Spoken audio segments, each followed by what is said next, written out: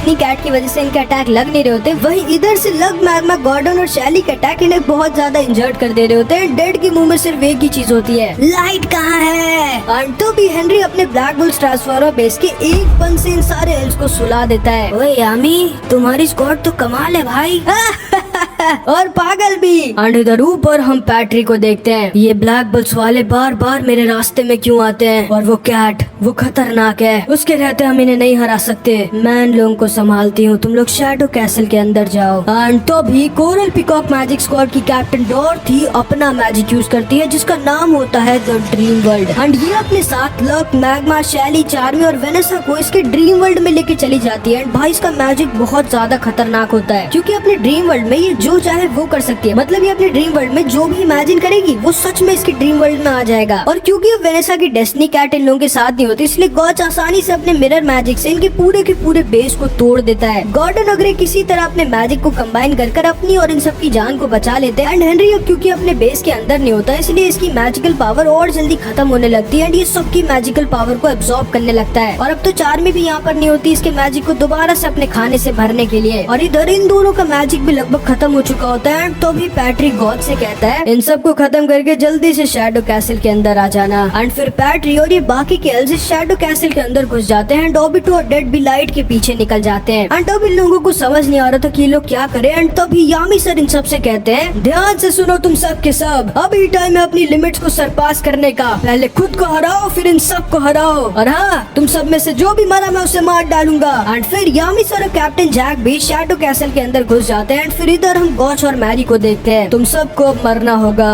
And तभी गॉच अपने mirror magic से इन सबको घेर लेता है। एंड इसकी बहन मैरी फिर अपना मैजिक यूज करती है जो होता है स्टैचू मैजिक। मतलब जो भी इसकी आंखों में देखेगा वो हिल नहीं सकता बिना इसकी मर्जी के। एंड मैरी अपने मैजिक से इन सबको स्टैचू कर देती है। एंड गॉच अपने मिरर मैजिक से इन सबको खत्म करने वाला होता है। एंड ये बेचारे हिल भी नहीं सकते थे कि गॉच के अटैक को डॉज कर सके, लेकिन आस्था ऐसा नहीं होने दे सकता था। एंड तभी आस्था अपनी नई स्वॉर्ड का यूज करता है एंड अपने आसपास पूरा एंटी मैजिक बिखेर देता है, जिससे गॉच के मिरर्स को गायब कर देता है और खुद को और हेनरी, ग्रे और गॉर्डन को आजाद कर देता है। एंड तभी गॉच इन चारों के ऊपर फिर से अटैक कर देता है, जिससे ये लोग किसी तरह अपने मैजिक से बचते हैं। एंड आस्था अपनी एंटी मैजिक स्वॉर्ड से इसके सारे मैजिक अटैक्स को नलीफाई कर दे रहा होता है। ये लड़का, इसके पास लाइट की स्वॉर्ड क्यों है? लाइट की स्वॉर्ड मुझे वापस करो। एंड तभी गॉच अपना मिरर टेलीपोर्ट मैजिक यूज करता है और आस्था को ठीक अपने सामने टेलीपोर्ट कर लेता है। एंड फिर मैरी के स्टैचू मैजिक से आस्था वहीं पर फ्रीज हो जाता है और फिर गॉच आस्था को चारों तरफ से घेर लेता है और इसके ऊपर अटैक कर देता है। एंड इधर हम ड्रीम वर्ल्ड में इन सबको देखते हैं जो बहुत बड़ी दिक्कत में फंस गए होते हैं, क्योंकि डॉर्थी को इसके ड्रीम वर्ल्ड में हराना लगभग नामुमकिन होता है और इसकी मर्जी के बिना ये लोग यहाँ से बाहर भी नहीं निकल सकते थे। वाह, इसका मैजिक कितना कमाल और खतरनाक है। पागल हो क्या? ये खुश होने का टाइम नहीं है। एंड तभी डॉर्थी इन सबसे कहती है स्वागत है तुम्हारा मेरी दुनिया में जिसकी भगवान मैं हूँ, जहाँ पे हर एक चीज मेरी मर्जी से होती है। एंड तभी अचानक से इन लोगों का बेड एक ट्रैप बन जाता है जिसमें सारे के सारे फंस जाते हैं। अब तैयार हो जाओ मरने के लिए इंसानों। एंड तभी अपने इमेजिनेशन से एक अजीब सा मॉन्स्टर बना देती है जो इन लोगों को खत्म कर देता अगर वेनेसा की डेस्टिनी कैट इन लोगों के साथ ना होती। एंड ताकि वेनेसा का मैजिक खत्म ना हो इसलिए चार्मी से कंटिन्यू खाना भी बना के दे रही होती है। मैग्मा इसके ऊपर अटैक कर देता है, लेकिन डॉर्थी के इस ड्रीम वर्ल्ड में ये लगभग इनविंसिबल होती है। भाई वाह, तुम्हारी कैट तो कमाल है। मतलब तुम भी एक विच हो। आज मैं दो विचेस की आपस में लड़ाई देखूंगी।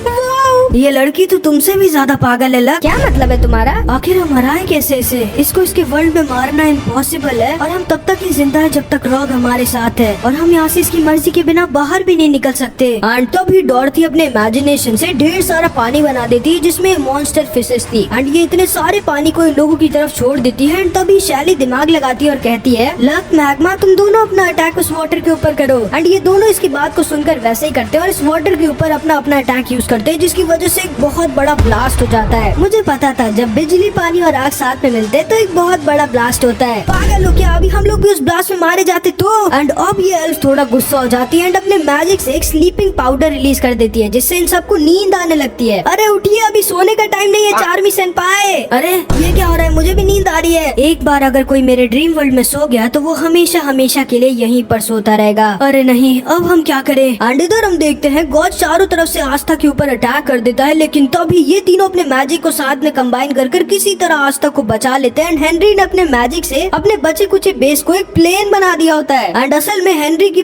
पूरी मैजिकल पावर खत्म हो गई होती है एंड अब ये जिस मैजिक से जिंदा रहता है उस मैजिक का यूज कर रहा होता है आस्था को बचाने के लिए। हेनरी किसी तरह आस्था को लेके वहाँ से निकल जाता है, लेकिन गॉज के रहते ये लोग वहाँ से भाग नहीं सकते थे एंड हेनरी भी ये बात को समझ जाता है एंड इसीलिए ये तैयार हो जाता है अपने आप को सैक्रिफाइस करने के लिए। ये इन तीनों को अपने प्लेन से दूर फेंक देता है एंड अपने प्लेन को गॉज की तरफ लेके जाने लगता है। ये आप क्या कर रहे हैं हेनरी सेंपाई? एंड तो भी हेनरी कहता है मुझे लगा था कि मैं उसी दिन मारा जाऊंगा और मैं खुश था कि मेरी दुख भरी जिंदगी खत्म हो जाएगी, लेकिन फिर तुम लोग मेरी जिंदगी में आ गए और मेरी जिंदगी को बदल दिया और खुशियों से भर दिया। इसीलिए मैं आज भी बहुत खुश हूँ कि मैं अपनी जान को तुम लोगों के लिए देने जा रहा हूँ मेरे दोस्तों। एंड तो भी हेनरी गॉज के ऊपर कूद जाता है एंड इसकी बॉडी गॉज का सारा मैजिक एब्सॉर्ब करने लगती है एंड इसने अपने दोस्तों को बचाने के लिए अपने आप को सैक्रिफाइस कर दिया होता है। कोई फर्क नहीं पड़ता अगर मैं तुम्हारे दोस्तों को नहीं मार पाऊंगा, लेकिन मैं तुम्हें जरूर मार डालूंगा। एंड तो भी गॉज हेनरी के ऊपर अटैक करने वाला होता है, लेकिन तभी वहाँ पर हमारे आस्था भाई अपने हाफ डीमन फॉर्म में आ जाते हैं। ग्रे हेनरी को किसी तरह बचा लेती एंड क्योंकि गॉज का पूरा ध्यान उस समय हेनरी पर था, इसीलिए आस्था को सही टाइम पर रोक नहीं पाता एंड आस्था गॉज के ऊपर अपने एंटी मैजिक स्वॉर्ड से अटैक कर देता है। एंड फिर इधर हम इन लोगों को देखते हैं जिनको कुछ समझ नहीं आ रहा था कि ये लोग क्या करे, क्योंकि चार्मी तो भाई सो गई होती है और इन लोगों के अटैक डॉर्थी के ऊपर किसी काम के नहीं होते एंड वेनेसा के पास भी अब ज्यादा मैजिक नहीं बचा होता और अगर इसकी डेस्टिनी कैट चली गई तो इन लोगों का मरना पक्का हो जाएगा। आखिर हम करें क्या? लेकिन तो भी शैली को एक आइडिया आ जाता है। ये देखो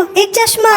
यार तुम सही में पागल हो क्या? अभी इन सब का टाइम नहीं है। लेकिन तो भी अचानक से शैली के सामने एक चश्मा आ जाता है। हाँ ये कैसे किया तुमने? मैंने नहीं उसने। मैं इसके मैजिक को समझ चुकी हूँ। ये जो भी इमेजिन करती है वो सच में इस ड्रीम वर्ल्ड में आ जाता है। ये इसकी सबसे बड़ी ताकत भी है और कमजोरी भी, क्योंकि हम लोग भी इससे कुछ भी इमेजिन करवा सकते हैं और वो हमारे पास आ जाएगा। जैसे ओए हमारी दुनिया में वापस जाने का गेट कैसा दिखता है। एंड ऑब्वियसली भाई इंसान जो भी चीज सुनता है उसे वो एक बार इमेजिन जरूर करता है एंड शैली का प्लान सच में काम आ जाता है, क्योंकि इन लोगों के सामने असली वर्ल्ड में लौटने के ढेर सारे गेट आ जाते हैं। ओह तुम तो जीनियस हो। लेकिन इससे पहले कि ये लोग इस गेट से बाहर निकलते डॉर्थी इन सारे गेटों को सील कर देती है। तुम इंसानों को लगा भी कैसे कि तुम लोग मुझे चकमा दे सकते हो? हाँ अब मैं अपने कान ही बंद कर लूंगी जिससे मुझे तुम लोग की बातें सुनाई नहीं देंगी। एंड तो भी अपने मैजिक से अपने कान ही बंद कर लेती है। मेरे पास एक प्लान और है। मैग्मा जल्दी से स्मोक बनाओ। एंड तभी मैग्मा अपने मैजिक से ढेर सारा स्मोक बना देता है। तुम लोगों को लगा भी कैसे कि तुम लोग इस स्मोक से मुझसे बच सकते हो? हाँ एंड तभी अपने मैजिक से मैग्मा के सारे स्मोक को एब्जॉर्ब करने लगती है, लेकिन जैसे ये स्मोक हटता है ये एकदम शॉक्ड रह जाती है, क्योंकि इसके सामने होता है असली डॉर्थी का एक क्लाउड फिगर। एंड भाई ये सच में शैली के प्लान में फंस जाती है एंड असली डॉर्थी के इस फिगर को देख के असली डॉर्थी को इमेजिन कर लेती है, जिसकी वजह से इन लोगों के सामने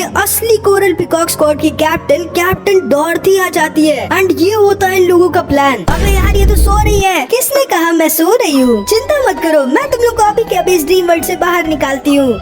तुम इंसानों को मैं छोड़ूंगी नहीं। एंड तो भी इन दोनों डॉर्थीज में आपस में लड़ाई हो जाती है एंड इन दोनों की इमेजिनेशन आपस में क्लैश कर जाती हैं। एंड इन दोनों की फाइट को देखकर ये सब समझ जाते हैं कि भाई कैप्टन किस लेवल पर होते हैं। एंड फिर इधर हम देखते हैं आस्था अपने मैजिक से गॉज और मैरी को वापस से इंसान बना देता है एंड गॉज को वापस से होश में देखकर ये सब के सब बहुत खुश हो जाते हैं। एंड इधर हम देखते हैं इन दोनों डॉर्थी की फाइट को ड्रीम वर्ल्ड झेल नहीं पाता और कोलैप्स कर जाता है, जिसकी वजह से ये सारे के सारे लोग वापस से असली दुनिया में लौट जाते हैं। एंड जैसे ही ये लोग अपनी असली दुनिया में आते हैं लक और मैग्मा एक ही अटैक में डॉर्थी को सुला देते हैं, नीचे आकर इन सब के ऊपर गिर जाते हैं एंड एक दूसरे से दोबारा मिलकर ये सब लोग बहुत खुश हो जाते हैं। एंड आस्था अपने मैजिक से डॉर्थी को वापस से ठीक कर देता है एंड तभी ये दोनों भी वहाँ पर आ जाते हैं। एंड पूरी की पूरी ब्लैक बुल स्क्वाड भाई एक साथ आ गई होती है, फिनरल के अलावा, जो कि अभी हील हो रहा है, थोड़ी देर में वो भी आ जाएगा। चार्मी इन सबको अपना खाना बांट देती है, जिससे इन सबका दोबारा से मैजिक पावरफुल हो जाता है। एंड आस्था को मिमोसा फुल हील कर देती है एंड हमारे आस्था भाई दोबारा से तैयार हो जाते हैं सबकी बैंड बजाने के लिए। मिमोसा, आस्था और नोएल एक साथ बैठे होते हैं, लेकिन तभी शैली आस्था से कहती है अपना प्रॉमिस मत भूलना आस्था, तुम्हारी बॉडी अब मेरी है। जिसको सुन के नोएल और मिमोसा एकदम डर जाती है कि क्या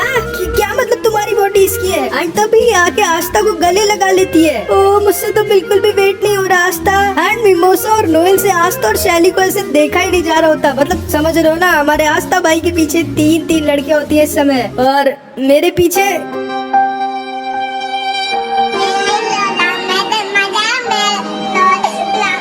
एंड ये ये लोग साथ में बहुत खुश होते हैं, लेकिन तभी अचानक से दो एल्व्स इन लोगों की तरफ आने लगते हैं। लेकिन तभी वहाँ पर कैप्टन वर्मिलियन और फुगीलियन आ जाते हैं। एंड भाई ये दोनों एक बार में इन दोनों एल्व्स की बैंड बजा देते हैं। ओह कैप्टन फुगीलियन, वर्मिलियन, मैं बहुत खुश हूँ आप दोनों को ठीक देख के। एंड नोजेल भी फुगीलियन को वापस से होश में देखकर अंदर ही अंदर बहुत खुश हो जाता है। तभी मैग्मा बोलता है, वो देखो शैडो कैसल का गेट बंद हो रहा है धीरे धीरे, हमें जल्दी अंदर जाना होगा। लेकिन तभी वहाँ पर बाकी के गोल्डन डॉन के मेंबर्स आ जाते हैं। अब हम क्या करें, हमें उसके अंदर जाना होगा इससे पहले वो बंद हो जाए। लेकिन तभी वेनेसा इससे कहती है, आप लोग अंदर जाइए, हम ब्लैक बुल्स इन एल्व्स को रोक कर रखेंगे। मिमोसा, इन सबको हीलिंग की जरूरत पड़ेगी, तुम भी इनके साथ जाओ। और आस्था तुम भी, तुम्हारा एंटी मैजिक लाइट के खिलाफ हमारा मेन हथियार है, मैं भी तुम लोग के साथ चलूंगी। एंड तभी कैप्टन फुगीलियन, वर्मिलियन, नोजेल, मिमोसा, आस्था और नोएल इस शैडो कैसल के अंदर घुस जाते हैं। ये सारे के सारे इन सारे एल्व्स से लड़ जाते हैं। ये सब के सब इस शैडो कैसल के अंदर घुस गए होते हैं, एक अलग ही डायमेंशन में पहुंच जाते हैं और अलग अलग बढ़ जाते हैं। नोएल इधर फाना के पास टेलीपोर्ट हो जाती है, वर्मिलियन वेटो के पास, कैप्टन फुगीलियन पर्पल ऑर्का के कैप्टन काइजर के पास, एंड आस्था और मिमोसा कैप्टन ड्रिल के पास। तो तुम ठीक तो हो ना आस्था? एंड ड्रिल को तो तुम जानती हो भाई कि कितना स्ट्रांग होता है। ये जैसे इन लोगों को देखता है, ये अपनी सारी की सारी पेंटिंग से अपने मॉन्स्टर्स को रिलीज करने लगता है और ज्यादा मॉन्स्टर्स बनाने लगता है। एंड इधर हम देखते हैं नोएल और फाना की लड़ाई हो गई होती है। नोएल अपने वैल्करी आर्मर से फाना के ऊपर अपने water dragon God attack use कर देती है एंड इसको बीच से उड़ा देती है। लेकिन भाई पता नहीं कैसे फाना अपना हील मैजिक यूज करती है और अपनी पूरी की पूरी बॉडी को दोबारा से ग्रो कर देती है। एंड फिर इधर हम फुगीलियन और वर्मिलियन की इन दोनों एल्व्स के साथ बहुत ही भयानक लड़ाई देखते हैं। एंड इन दोनों का मैच बिल्कुल टक्कर का हो रहा होता है। एंड आस्था और मिमोसा साथ में किसी तरह रिल के मॉन्स्टर से बच रहे होते हैं। एंड फिर इधर हम देखते हैं इन सारे गोल्डन डॉन के एल्व्स से ये पूरी की पूरी ब्लैक बुल स्क्वाड लड़ रही होती है, लेकिन ये लोग इतने सारे एल्व्स को हरा नहीं पा रहे होते। लेकिन तभी वहाँ पर यूनो आ जाता है एंड एक ही बार में इन सारे के सारे एल्व्स की बैंड बजा देता है। बाप रे, इतना ज्यादा स्ट्रॉन्ग, इसने तो एक बार में इतने सारे एल्व्स को हरा दिया।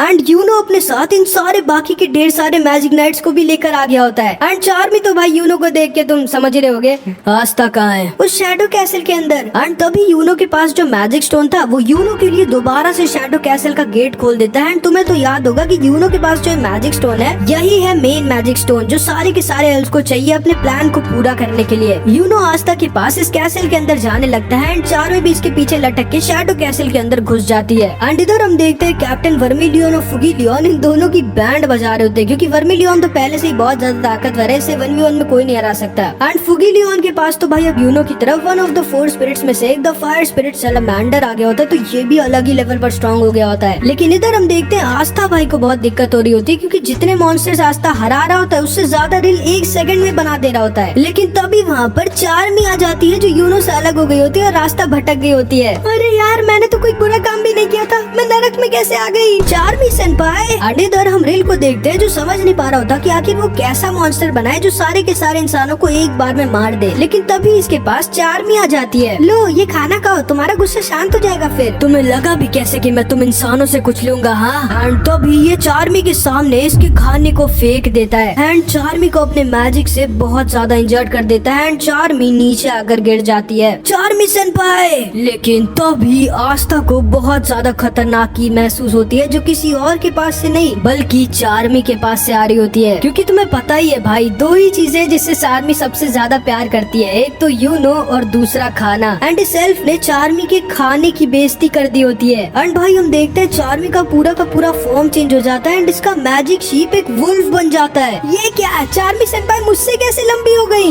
एंड चार्मी का भाई दिमाग एकदम सटक गया होता है। ये नहीं हो सकता, मुझे तो लगा था कि सारे के सारे ड्वार्फ्स खत्म हो गए थे। एंड असल में बहुत सालों पहले इंसानों और एल्व्स के साथ साथ ड्वार्फ्स भी इस दुनिया में रहा करते थे और इनकी भी मैजिकल पावर किसी एल्फ से कम नहीं होती थी। तुम्हारी हिम्मत कैसे हुई मेरे खाने को वेस्ट करने की? मैं तुम्हें छोड़ूंगा नहीं इंसान। एंड रिल इसके ऊपर अपने मॉन्स्टर से अटैक कर देता है। लेकिन भाई चार्मी का जो वुल्फ है ये कुछ भी खा सकता है, कोई भी मैजिक पावर, अटैक या मॉन्स्टर कुछ भी। और जितना ज्यादा मैजिक ये खाएगा उतनी ही ज्यादा मैजिकल पावर चार्मी के अंदर आती जाएगी। मतलब समझ लो चार्मी इस समय कितनी ज्यादा ओवर पावर्ड हो गई होती है। एंड भाई चार्मी अकेले इस कैप्टन ड्रिल के ऊपर जो भी एक एल्फ तक बन गया होता है उस पर भारी पड़ने लगती है, क्योंकि जितनी तेज ये ड्राइंग बना रहा होता है उससे तेज इसका वुल्फ इसका मैजिक खा रहा होता है। आस्था, हमें जल्दी यूनो के पास जाना होगा, वरना अगर उन एल्फ से उसका मैजिक स्टोन ले लिया तो फिर। एंड आस्था तुरंत ही यूनो की तरफ निकल जाता है। एंड इधर हम देखते हैं नोएल की मदद करने के लिए कैप्टन जैक वहाँ पर आगे होते हैं एंड यामी सर और इन्होंने डेविड की बढ़िया से बैंड बजा दी होती है। एंड फिर इधर हम देखते हैं यूनो के सामने खड़े होते हैं पैट्री, राया और रॉनी। लाइट के बाद 3 स्ट्रॉन्गेस्ट एल्व्स। अब हमारा सपना पूरा होने से कोई नहीं रोक सकता।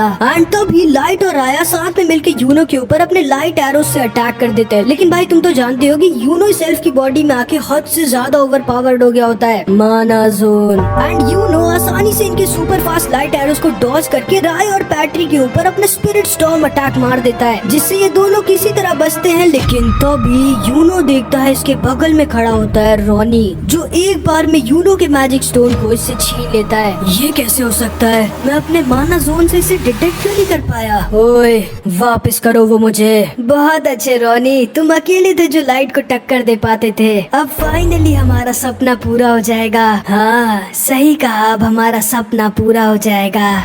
एंड तुम्हें याद होगा कि राया से कोई भी झूठ नहीं बोल पाता, ये तुरंत ही किसी के भी झूठ को पकड़ लेता है। रॉनी तुमने अभी हमसे झूठ क्यों बोला? एंड तभी ये रॉनी हंसने लगता है। कौन हो तुम? क्या बोल रहे हो तुम राया? एंड अगले ही पल राया के सीने में एक बहुत बड़ा छेद हो जाता है। एंड तैयार हो जाओ भाई एक बहुत बड़े ट्विस्ट के लिए। रॉनी तुमने ऐसा क्यों किया? अब मेरा सपना पूरा हो जाएगा।